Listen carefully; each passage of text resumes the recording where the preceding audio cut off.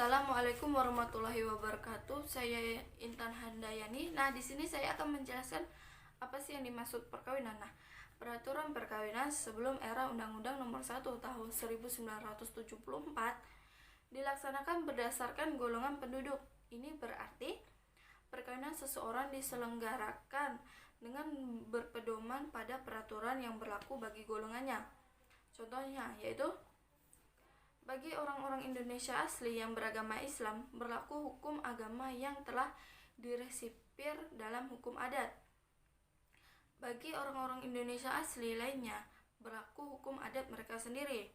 Dan bagi orang timur asing Cina dan warga negara Indonesia keturunan Cina, berlaku ketentuan-ketentuan Kitab Undang-Undang Hukum Perdata dengan sedikit perubahan. Nah, undang-undang perkawinan ini mempunyai maksud yaitu segala sesuatu dalam bentuk aturan yang dapat dan dijadikan petunjuk oleh umat Islam dalam hal perkawinan dan dijadikan pedoman hakim di lembaga peradilan agama dalam memeriksa dan memutuskan perkara perkawinan, baik secara resmi dinyatakan sebagai peraturan perundang-undangan negara atau tidak.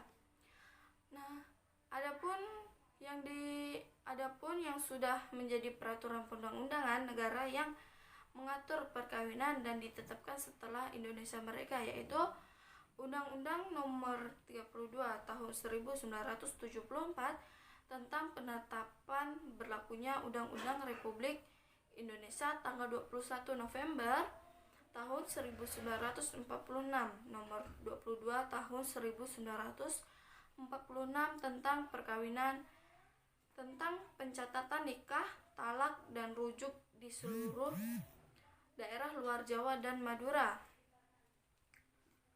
Yang kedua yaitu Undang-Undang Nomor 1 Tahun 1974 tentang perkawinan yang merupakan hukum material dan perkawinan. Nah, yang ketiga yaitu Peraturan Pemerintah Nomor 9 Tahun 1975 tentang pelaksanaan Undang-Undang Nomor 1 Tahun 1974 tentang perkawinan. Dan yang keempat ini yaitu Undang-Undang Nomor 7 Tahun 1989,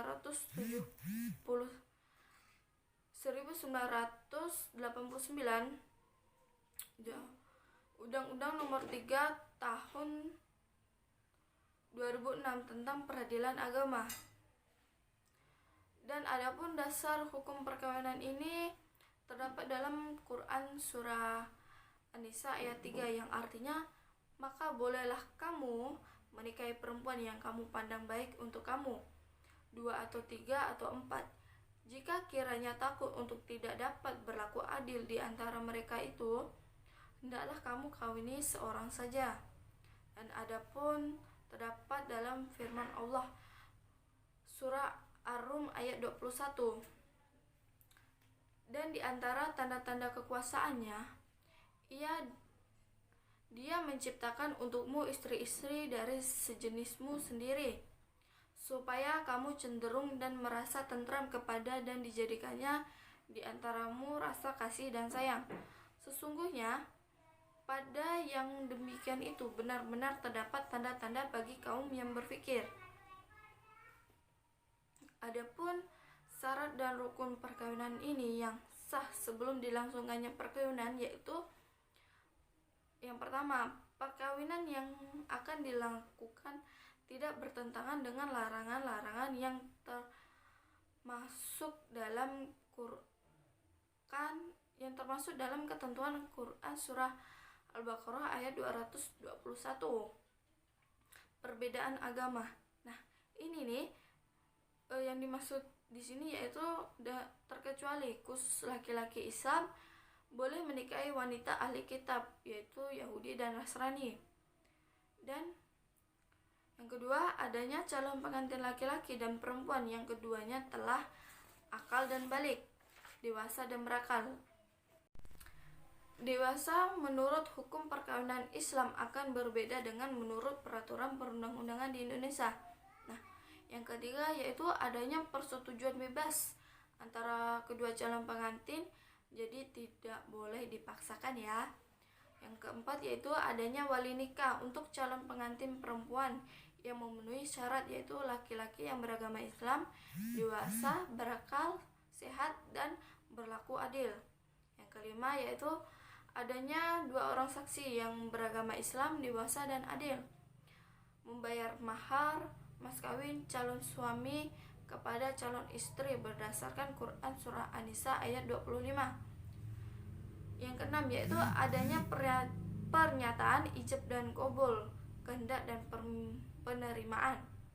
Adapun yang termasuk rukun perkawinan ialah sebagai berikut.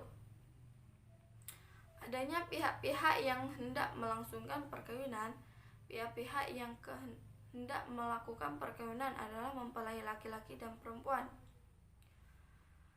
Adanya wali. Perwalian dalam istilah fikih disebut dengan penguasaan dan perlindungan. Nah, ini jadi arti perwalian ialah penguasaan penuh oleh agama untuk seseorang guna melindungi barang atau orang. Yang ketiga yaitu adanya 2 orang saksi. 2 orang saksi di sini dalam perkawinan merupakan rukun perkawinan. Oleh sebab itu, tanpa 2 orang saksi, perkawinan dianggap tidak sah. Yang keempat adanya sihat akad nikah. Ya, sihat itu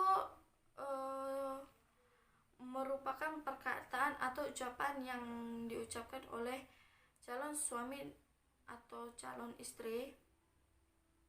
Sikat akad nikah ini terdiri dari ijab dan qabul. Nah, ijab itu artinya pernyataan dari pihak calon istri yang biasanya dilakukan oleh wali pihak calon istri yang maksudnya bersedia dinikahkan dengan calon suaminya. Nah, sedangkan qabul yaitu pernyataan atau jawaban pihak calon suami bahwa ia menerima kesediaan calon istrinya menjadi istrinya. Adapun perjanjian perkawinan menurut Undang-Undang Nomor 1 Tahun 1974 diatur dalam bab 5 pasal 29 yaitu ayat 1. Pada waktu atau sebelum perkawinan dilangsungkan, kedua belah pihak atas persetujuan bersama dalam mengadakan perjanjian tertulis yang disahkan oleh pegawai pencatat perkawinan. Nah, setelah mana istrinya berlaku juga terhadap pihak ketiga sepanjang pihak ketiga tersangkut. Yang kedua yaitu perjanjian tersebut tidak dapat disahkan bila mana melanggar batas-batas hukum, agama, dan kesusilaan. Yang ketiga yaitu perjanjian tersebut mulai berlaku sejak perkawinan dilangsungkan. Yang keempat, selama perkawinan berlangsung, perjanjian tersebut tidak dapat dirubah kecuali bila dari kedua belah pihak ada persetujuan untuk merubah dan perubahan tidak merugikan pihak ketiga. Calon suami dan istri sebelum perkawinan dilangsungkan atas persetujuan bersama dapat mengadakan perjanjian perkawinan, yang mana diantaranya yaitu yang pertama, persetujuan perjanjian perkawinan ini tersebut dibuat secara tertulis. Yang kedua, perjanjian perkawinan tertulis tersebut disahkan oleh pegawai pencatat perkawinan. Dan yang ketiga yaitu sejak pengesahan oleh pegawai pencatat perkawinan, isi ketentuan perjanjian tersebut menjadi sah kepada suami dan istri dan juga terhadap pihak ketiga sepanjang isi ketentuan yang menyangkut pihak ketiga. Yang keempat yaitu perjanjian perkawinan mulai berlaku sejak tanggal hari perkawinan dilangsungkan. Yang kelima yaitu perjanjian perkawinan tidak dapat dirubah selama perkawinan jika perubahan tersebut dilakukan secara sepihak. Nah, perubahan unilateral tidak boleh, akan tetapi jika perubahan atas kehendak bersama atau secara bilateral, perubahan dimaksud dapat dilakukan. Nah, yang keenam yaitu perjanjian perkawinan tidak dapat disahkan bila mana isi ketentuan perjanjian itu melanggar batas-batas hukum, agama, dan kesusilaan.